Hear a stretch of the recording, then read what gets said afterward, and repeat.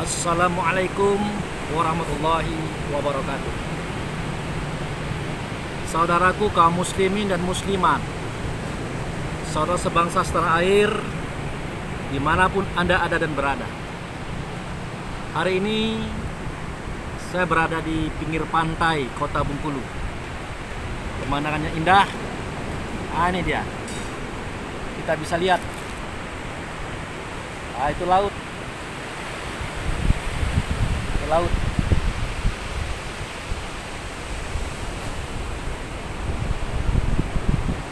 Nah, saat ini kita hendak mengangkat tema santai. Artinya kita mengangkat persoalan yang hari ini sedang viral-viralnya, yaitu mengenai masalah informasi, isu, dan cerita ke cerita, dari orang ke orang, dari teman ke teman, dari sosmed ke sosmed. Kita sedang dilanda situasi yang sulit hari ini, terutama kita menghadapi wabah COVID. Wabah COVID, ini minuman saya nih. Terima kasih deh. Kita minum kelapa muda nih. Oke. Nah, jadi apapun yang terjadi di alam semesta ini ataupun di dunia ini, sebenarnya kalau kita kembalikan kepada persoalan Allah dan Rasulnya, kita rujukkan kepada kitab Quran ataupun kitab suci yang kita miliki, persoalannya itu tidak akan sulit dan tidak akan rumit seperti yang kita rasakan hari ini. Kenapa sedemikian? Dahulu kita tidak kenal COVID. Sekarang kita sudah kenal COVID. Ceritanya menyeramkan. Sampai-sampai ada rumah sakit yang tidak bisa lagi menerima pasien. Itu di negeri Amerika Latin. Bangkai-bangkai manusia sudah tersusun di dalam rumah sakit tersebut. Dokter-dokter sudah minggat semua, sudah pergi. Sehingga di negeri itu, jika ada satu keluarga meninggal, yang meninggal itu dia bawa ke pinggir jalan dan dia tinggalkan. Begitu hebatnya kisah COVID waktu itu diceritakan, difilmkan. Dan di awal-awalnya lagi cerita COVID juga, di minimarket, supermarket, orang berjatuhan, bergelimpangan, seperti ayam mau mati itu, Ayan. Dia sedang jalan-jalan, jatuh. Dia sedang makan, jatuh. Mengerikan. Sudah itu diceritakan lagi, penularan COVID itu luar biasa. Nah, ini misal seperti saya nih. Ini saya pegang kelapa muda. Ada mejanya. Saya kena COVID. Nanti siapa yang duduk di sini, duduk di tempat saya juga kena COVID. Sehingga penularan COVID itu sangat luar biasa, sangat ditakutkan, mengerikan. Bahkan sampai-sampai orang berjual beli pun takut. Karena uang. Orang memberikan uang kepada kita, takut dia kena COVID, pindah ke kita. Pada waktu itu tidak ada cerita udara menebarkan COVID pada waktu itu. Sehingga tidak ada instruksi tentang pakai masker. Tak lama kemudian ada informasi, udara pun bisa menyebarkan COVID. Sehingga kita diwajibkan mengenakan masker. Karena niat pemerintah itu baik, tujuannya adalah menyelamatkan warga negara dan bangsanya. Ya kita laksanakan. Apalagi yang terbaru COVID yang masuk perut, dimana perut tidak boleh kosong. Kalau kosong, COVID akan mengenjala. Cerita-cerita seperti ini bukan diceritakan orang-orang biasa, justru diceritakan oleh para dokter-dokter ahli, para orang-orang hebat. Tapi apakah itu benar atau tidak, kita tidak tahu. Karena biasanya dia menonjolkan suara, gambar, tulisan. Jadi kita ketakutan. Nah, dalam situasi ketakutan seperti itu, apa yang harus kita lakukan? Tidak lain, kita kembalikan persoalan ini kepada Allah dan Rasul. Kita rujuk kepada kitab Quran yang kita punya, kitab-kitab yang lain bagi saudara kita yang dia punya. Lihat di situ bagaimana pemahaman kita seketika kita menangkap adanya terjadi wabah atau penyakit ini.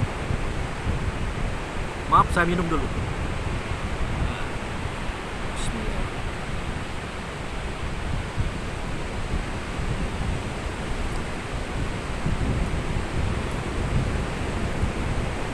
Ini ada gulanya. Kita kasih gula dulu.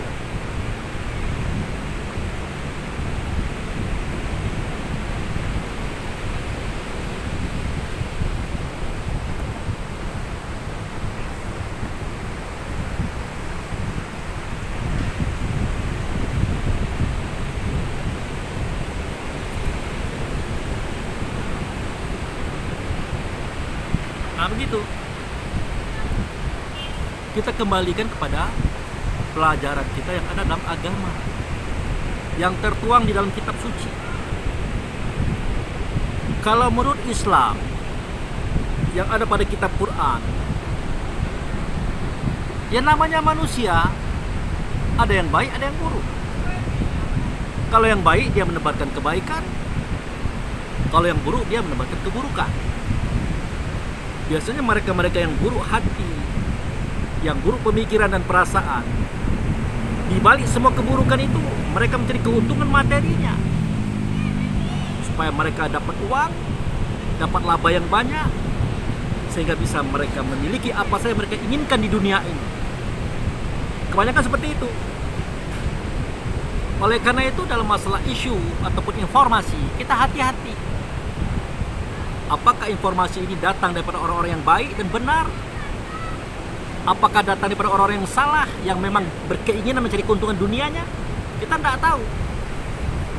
Tetapi tetap kita sebagai orang Islam, orang yang beragama, kita punya standar khusus yang menjadikan kita tidak akan terombang-ambing di dalam menghadapi persoalan wabah ini. Nah, kita kembali kepada ajaran kitab Quran. Jadi di situ kita lihat Allah Subhanahu wa taala menyampaikan informasi ini itu melalui Rasulullah sallallahu alaihi wasallam. Di situ Allah berfirman, "Wala nabluwannakum bisai minal khawfi wal ju' wa naqsi minal amwal wa anfus wa samarah wa basyiris sabirin allazina iza asabat musibah qalu inna lillahi wa inna ilaihi raji'un." Nah, jadi disampaikan oleh Allah kepada Rasulullah dan Rasulullah menyampaikan kepada kita. Yang artinya adalah kata Allah itu kira-kira 15 abad yang lalu disampaikan kepada Rasulullah. Aku benar-benar akan menimpakan kepada kamu sesuatu yang kamu tidak suka menerimanya, yang disebut dengan musibah. Antaranya sedikit rasa takut. Nah, sedikit rasa takut ini satu diantaranya ya wabah COVID ini. Wabah COVID ini. Nah, terserah orang akan mengatakan wabah ini dibuat oleh kelompok anu, kelompok ini, tujuan ini dan tujuan itu, terserah. Kita tidak peduli itu. Dan kita tidak penting dengan hal-hal seperti itu. Karena itu hanya membawa fitnah, penghasutan, pengadu dombaan, dan akan mericuhkan pemikiran, perasaan kita juga. Nah, kita kembali kepada asal dan dasar Allah mengatakan itu. Jadi menurut Allah Subhanahu wa Ta'ala, itu Dia yang melakukan. COVID ini Dia yang menciptakan, Dia yang membentuk, Dia yang planning, Dia yang menyampaikan kepada kita semuanya, tentu dengan tujuan yang baik. Karena Allah itu adalah zat yang maha baik. Nah, oleh karena itu, kita harus tanggapi semua itu dengan baik, dengan benar, dengan ikhlas. Tentu kita tidak sekedar menanggapi, ada ilmunya juga, ada pengetahuannya juga. Nah, ilmu ini yang perlu kita tangkap, terutama ilmu memahami suara kata bisikan Allah yang ada batin kita. Nah itu. Kemudian baru pengetahuan duniawi. Apakah itu fisika, psikologi, biologi. Nah dari situ kita tahu. Dari situ bisa kita tangkap bahwasanya kalau Allah sudah melakukan sesuatu, pasti ada hikmah yang banyak di dalamnya. Pasti ada banyak makna yang baik di dalamnya.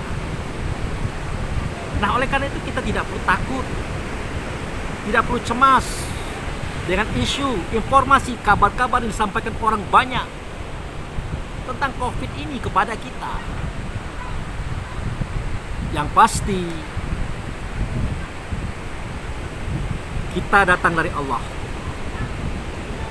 Tentu persoalan hidup kita, urusan kita juga datang daripada Allah. Maka jadikanlah Allah itu tempat penyelesaian masalah. Artinya kita kembalikan kepada Allah. Jangan kita pikirkan sendiri, kita rasakan sendiri. Kita cari-cari solusi menurut pemahaman kita sebagai hamba. Bingung kita.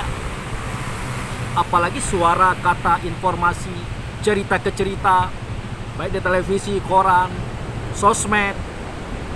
Itu macam-macam ceritanya itu. Hampir semuanya itu menceritakan sesuatu yang menjadikan kita takut. Nah oleh karena itu, disinilah fungsinya Allah, fungsinya Rasul, fungsinya kita, fungsinya agama, untuk kita menyelesaikan persoalan kita. Baik, kita geser sedikit filmnya. Kita mengambil matahari tenggelam. Ini saya sengaja nih mengambil momen matahari tenggelam, karena saya termasuk pencinta alam, pencinta sesuatu yang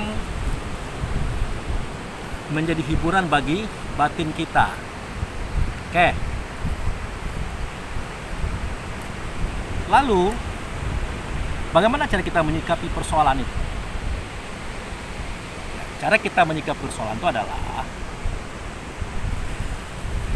Allah berfirman, Yas'alunaka 'anir ruh. Qul ruh min amri rabbi wa ma utitu minal ilmi illa qalila. Kalau orang bertanya kepada engkau, hai Muhammad, tentang ruh, katakanlah ruh itu adalah urusan Tuhan. Ruh itu urusan Tuhan, bukan urusan kita. Termasuk ruh kita juga urusan Tuhan. Nah, di dalam menghadapi persoalan ini, tentu kita kembalikan kepada Tuhan. Ternyata kata Allah, aku berikan cobaan ini, ujian ini, musibah ini untuk melihat kapasitas, kelas daripada diri kita masing-masing.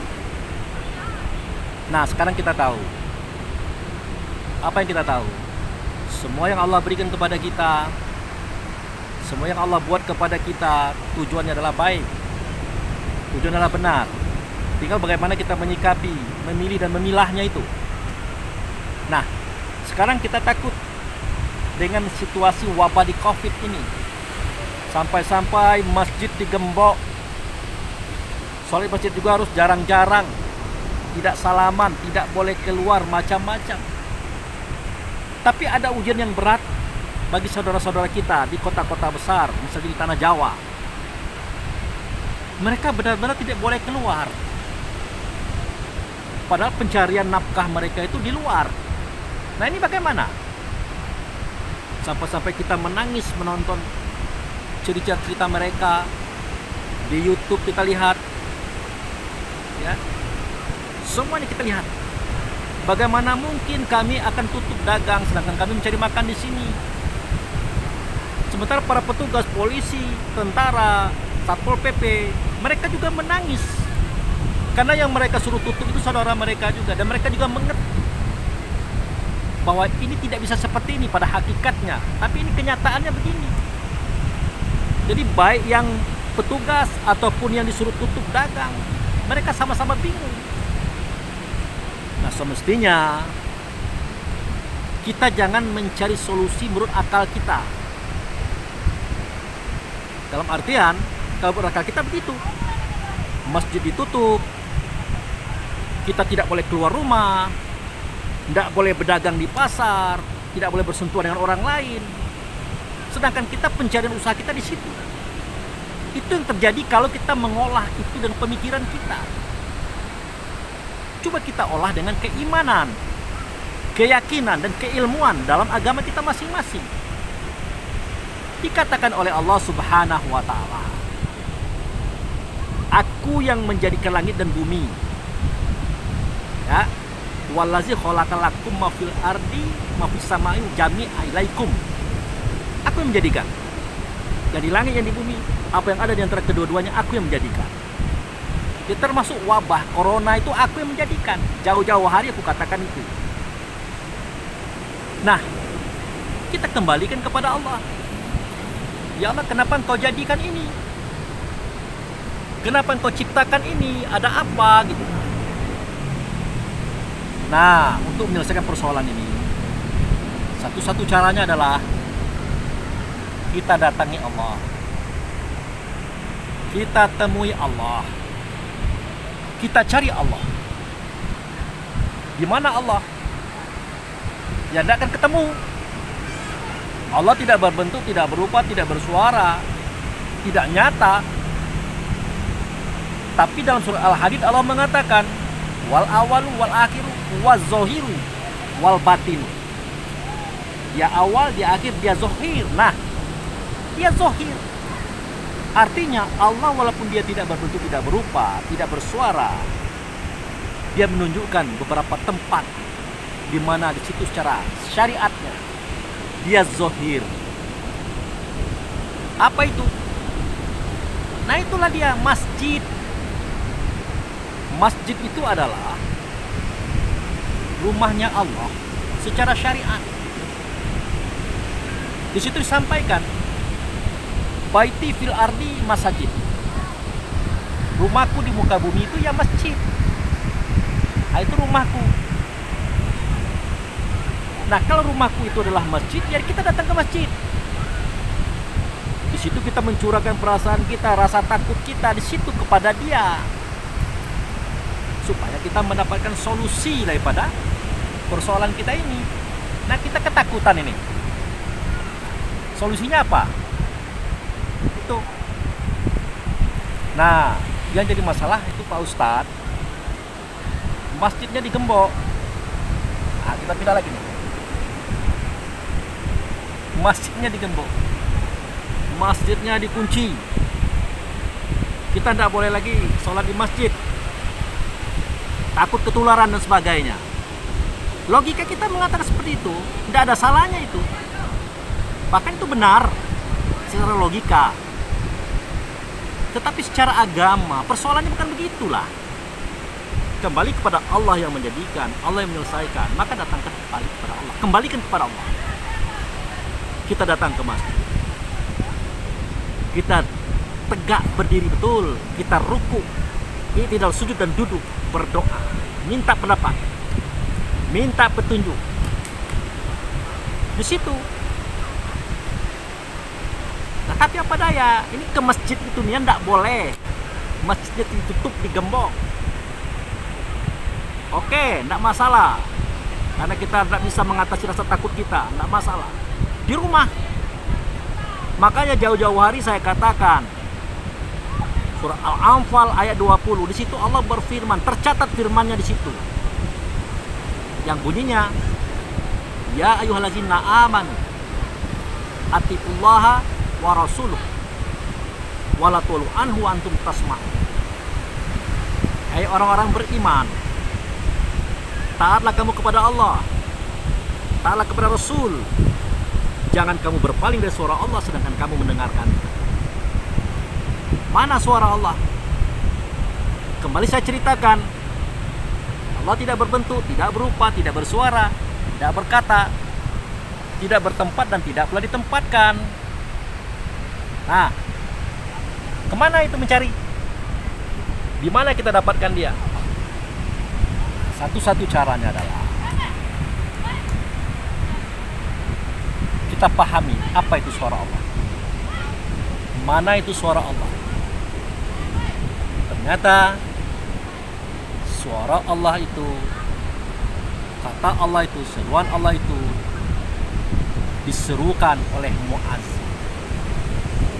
Azan itulah suara Allah. Azan itulah kata-kata Allah. Azan itulah seruan Allah untuk semua ruh di dalam dada kita masing-masing. Itu. Jangan kita berpaling dari suara itu, kata Allah. Artinya apa? Jika Allah memanggil kita, menyeru kita untuk datang kepadanya, kita harus datang. Kita lagi bekerja, stop dulu bekerja.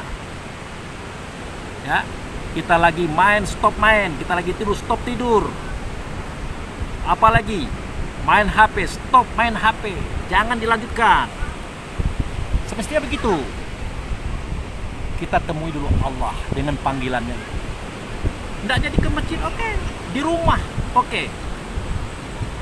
Tetapi jangan diabaikan.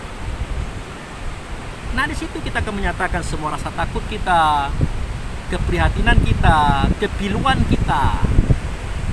Kita sampaikan. Nah, mudah-mudahan nanti Allah akan memberikan solusi yang baik kepada kita. Solusi itulah nanti akan menjadikan ketenangan bagi kita. Tentu berlahan-lahan situasi. Nah, kalau kita ingin berbicara secara logika, ya, langit dan bumi itu Allah menciptakan. Isinya termasuk corona itu Allah yang menjadikan. Seketika Allah berkata, hanya ala sholah, wahai hambaku, kekasihku, kesayanganku, kecintaanku, datanglah kepadaku dan berdialog dalam sholat dengan aku. Itu undangan loh. Nah, itu undangan daripada Allah untuk kita. Untuk apa Allah mengundang kita? Bukan Allah mengundang kita untuk kita dicekeknya, tidak. Bukan Allah mengundang kita untuk dibunuhnya, tidak. Bukan Allah mengundang kita untuk disiksanya, tidak. Tetapi Allah mengundang kita adalah untuk memberikan kemenangan kepada kita. Makanya bunyinya adalah hayya alal falah. Hayya alal falah itu artinya marilah menuju kemenangan kamu. Akan kumenangkan kamu. Nah, makanya jika terdengar suara azan itu stop semuanya. Stop semuanya. Dan kita berwudu. Sewaktu kita berwudu, rontoklah semua dosa-dosa kita bersama jatuhnya air wudu ke lantai, kata Rasulullah. Apa itu dosa? Dosa itu efek buruk dari perangai kita. Kita bohong, kita berkhianat, kita menyakiti orang, apalagi kita curang. Semua itu berefek kepada penyakit. Nah, bermula dari penyakit hati yang ada dalam dada kita, berupa iri, dengki, hasud, fitnah, tamak, loba, dan sombong. Dia akan menjelma langsung nanti berlahan-lahan kepada fisik kita. Makanya semua itu adalah efek daripada perbuatan salah kita, kemaksiatan kita. Maka dia menumpuk menjadi penyakit. Penyakit apa? Penyakit hati. Lambat laun kata Allah, fazadahumullahu maradun. Fi qulubihim maradun, fazadahumullahu maradun. Hati mereka ada penyakit, akan kutambah penyakit itu. Nah, hati ada penyakit. penyakit hati itu akan ditambah oleh Allah dalam bentuk apa? Penyakit fisik. Penyakit fisik. Nah, itulah dia darah tinggi, jantung, stroke, macam-macam. Semua penyakit itu pada hakikatnya bermula daripada persoalan penyakit hati. Nah, itulah yang dirontokkan waktu kita berwudu. Nah, itu. Berarti ketika kita melangkah ke masjid, dilangkahkan kaki kanan, diangkat derajat kata Rasulullah.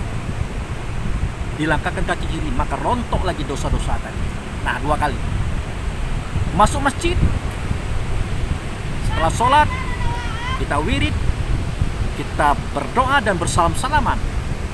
Kata Nabi, sebelum berpisah kita dengan saudara kita, seketika tangan masih berdempetan, maka waktu itu dirontokkan dosa-dosa. Dirontokkan penyakit hati, penyakit fisik. Dan akan ditenangkan hati dan jiwa kita. Bahkan di dalam sholat itulah Allah berjanji, surat Al-A'raf ayat 37 kalau saya tidak salah. Apa bunyinya? Wa nazza'na ma fi sudurihim min ghillin tajri min tahtihal anhar. Aku cabut penyakit hati mereka itu di tempat yang mengalir air di bawah. Itu kajian hakikat. Itu adalah air Al-Kautsar di dalam surga. Syariatnya Ka'batullah yang ada di Mekah. Air itu adalah Zam-Zam. Nah, di tempat kita ya itulah air-air yang banyak, sungai, laut dan macam-macam. Di mana saja. Jadi janji Allah itu tidak akan mungkin diingkarinya. Nah, oleh karena itu saudara-saudaraku, informasi tentang COVID datang dari pendengaran kita kepada penglihatan kita, perasaan kita, semua itu memang ada dan diadakan terkadang. Diadakan. Dan itu akan mempengaruhi kejiwaan kita. Satu contoh ya. Di zaman dulu, sewaktu terjadinya perang Badar, berhadapan pasukan muslim dengan pasukan kafir Quraisy, apa yang terjadi? Pasukan muslimin itu ada rasa ciut, rasa takut. Ada. Kenapa? Tadinya dia rame, lebih daripada 300, 500, bahkan 700 orang. Nah, ditakut-takutilah oleh Abdullah bin Ubay, tokoh munafik, dengan bisikan-bisikan, suara-suara, kata-kata. Wah, tidak mungkin kita menang, kita sedikit, mereka banyak, senjata kita tidak cukup, apalagi ini bulan puasa, pikirkan anak istrimu, begini begitu. Digoncang. Jadi informasi yang dimasukkan oleh Abdullah bin Ubay melalui suara, kata yang dilihat oleh sahabat pada waktu itu mempengaruhi, sehingga banyak orang yang berpulang. Kesimpulannya ada tinggal 317 orang. 317 orang. Itulah yang berangkat bersama Rasulullah dalam perang Badar. Bahkan sahabat sendiri dilihat oleh Rasulullah sudah mulai tampak keraguan-raguannya. Maka Allah berikan informasi. Apa bunyi informasinya? Hai Jibril, sampaikan kepada Muhammad, aku akan mendatangkan 3.000 malaikat.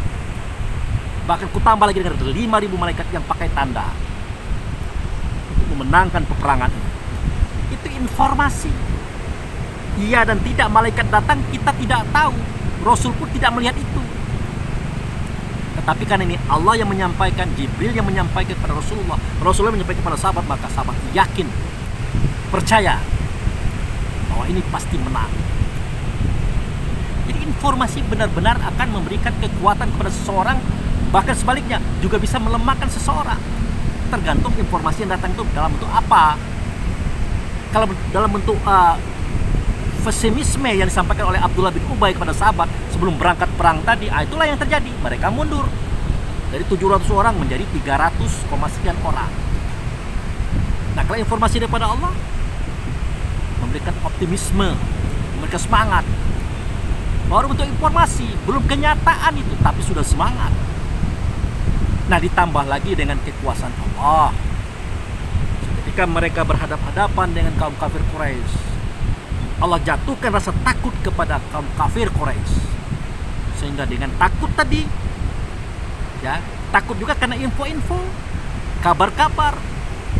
Dilihat oleh mereka kaum muslimin memang sedikit, tapi semangatnya luar biasa, kekompakannya luar biasa. Timur takut mereka.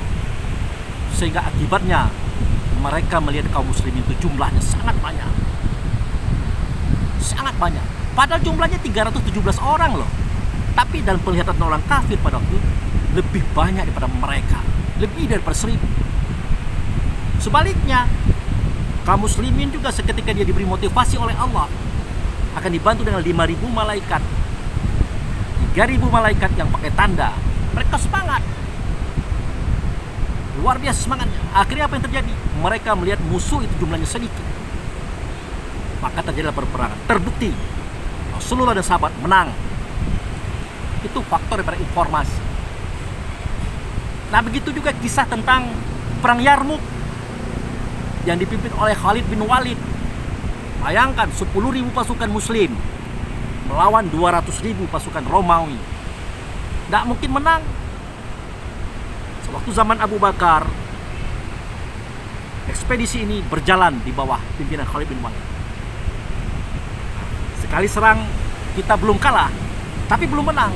2 kali serang begitu juga, 3 kali serang begitu juga. Akhirnya Khalid bin Walid mengambil siasat perang. Jumlah yang banyak tadi, yang jumlah 10.000 tadi, dibagi 4. Di utara, di selatan, di barat, di timur. Mereka datang di kegelapan malam, yaitu sudah subuh. Diinformasikan oleh Khalid, semua kita dibagi 4. Utara, selatan, barat, timur. Semuanya mengucapkan takbir tatkala menyerang mereka. Apa yang terjadi? Kaum kafir Romawi pada waktu itu, mereka ketakutan, mereka cemas, mereka gugup, tidak konsen lagi. Kenapa? Mereka kira bantuan kaum muslimin berdatangan. Mereka kira kaum muslimin jumlahnya sangat banyak. Akhirnya mereka cemas, mereka hilang kendali. Dalam peperangan mereka kalah. Kenapa? Karena mental mereka sudah terpukul dengan isu strategi yang dibuat oleh Khalid, seakan-akan cerita itu benar bahwa mereka menambah pasukan, bahwa mereka lebih banyak. Yang kemarin aja 10.000 saja tidak bisa diselesaikan, apalagi yang tambah lagi, habis kita. Nah, oleh karena itu saudara-saudaraku, informasi, isu, apapun kabaran, sebaiknya kita pelajari dulu. Jangan kita takuti, jangan kita cemasi.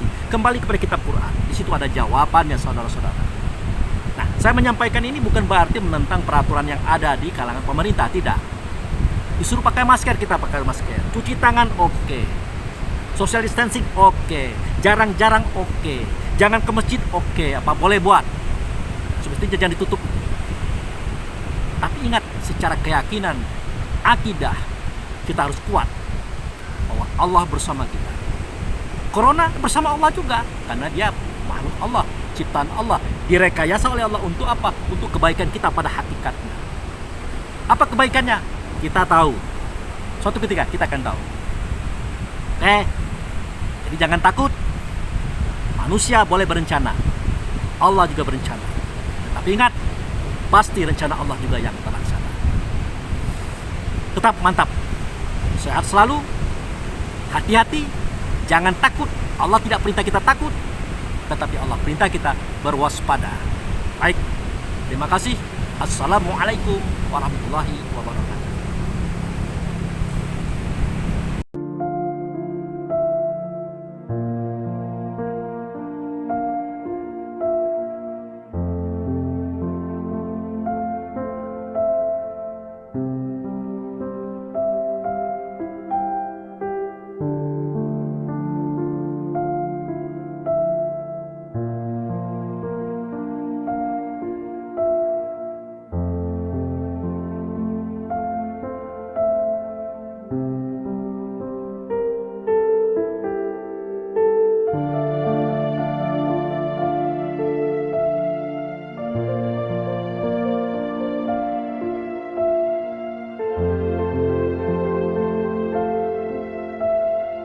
Thank you.